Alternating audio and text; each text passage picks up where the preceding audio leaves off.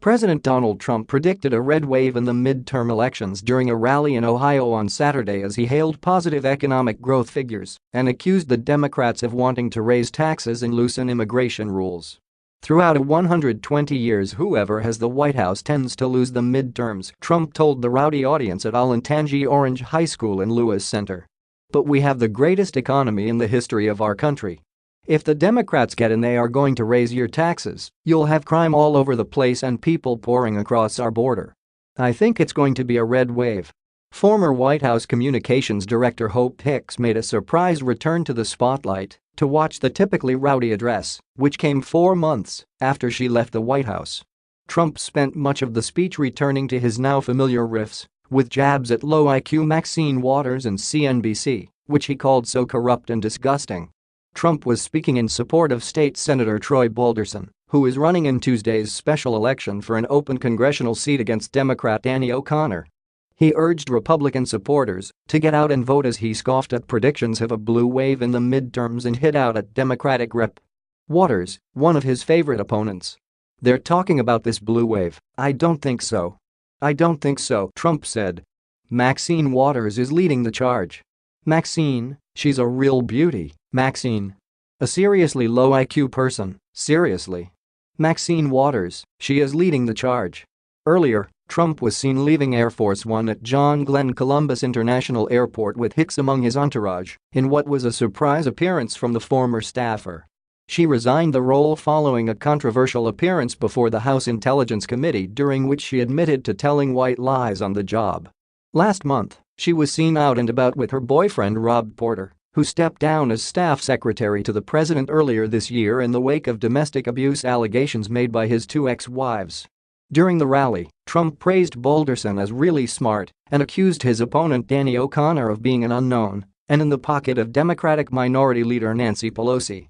"I vote for Troy's opponent is a vote for open borders and crime, but they don't care," he said. "The Democrat Party want to abolish ICE and that means crime." Trump also brought to the stage Ohio Congressman Jim Jordan, calling him a tough cookie.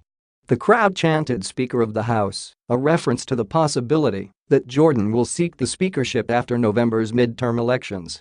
He briefly referred to Senator John McCain, although not by name, when discussing about how difficult it was to get legislation passed with a Senate majority of just 4. "We have 1 vote in the Senate who is not around to vote," he said. "I don't know. He's out. He's not voting.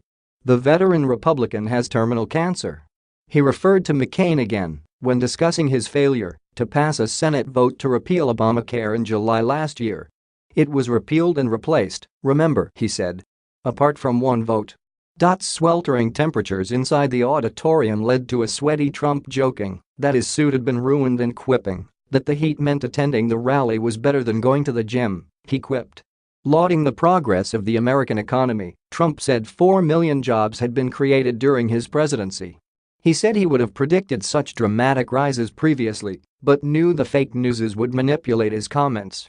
He attacked CNN, then added, "MSNBC is so corrupt, so disgusting, I would say they are almost worse, they are really a fake news group of people."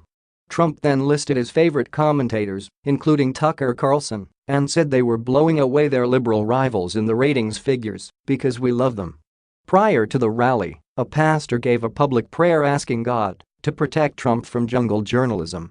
Trump slammed the elites who predicted he would not win the election and lavished praise on the thousands of supporters gathered in the stifling auditorium. "You are the smartest people," he said. "They talk about the elites.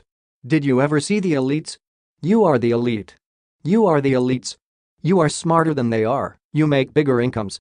You have everything going. Let them keep calling it. You go to the best schools. You do a tremendous job. You own companies. You work for tremendous salaries. You are talented with your hands and your mind." The typically rowdy audience reacted with delight as Trump repeated his familiar talking points. Praise for the enforcement officers of ICE prompted chants of "Build the Wall." And a mention of Supreme Court candidate Brett Kavanaugh led to screams of "We want Kavanaugh." Returning to another familiar point, Trump brought up the New York terror attack on Halloween last year as part of his argument for increasing restrictions on immigration. "They talk about 8 people dying, But they never talk about the people who lost their arms and legs and will never be the same again, he said. The appearance came just hours after Trump denounced Ohio's favorite native son, basketball superstar LeBron James, who just opened a school for underprivileged children there. He did not mention James during the speech. The president tweeted after an interview James did with CNN anchor Don Lemon that Lemon was the dumbest man on television, but that he made LeBron look smart, which isn't easy to do. Trump previewed his message for the rally with a tweet on Saturday afternoon saying that, while Balderson is strong on issues like crime and immigration, his opponent is a puppet of Nancy Pelosi high taxes. Pelosi, who would become Speaker if the Democrats flip control of the House in November, has long been a Republican target. Truck driver and Trump supporter Rob Lappet said he was attending his first Trump rally. The 46-year-old said he liked the fact the economy is doing well and unemployment is down. A few dozen protesters lined along a walkway outside the school holding signs that say "Impeach 45 and Real News Fake President." Trump critic Susan Lindquist says she's trying to change one person's mind at a time about the president, who she says is destroying the country. A Monmouth University poll released this past week showed the Central Ohio race tightening, leaving Republican Troy Balderson with just a 1-point edge. The survey found 46% of likely voters approved of Trump, while 49% disapproved.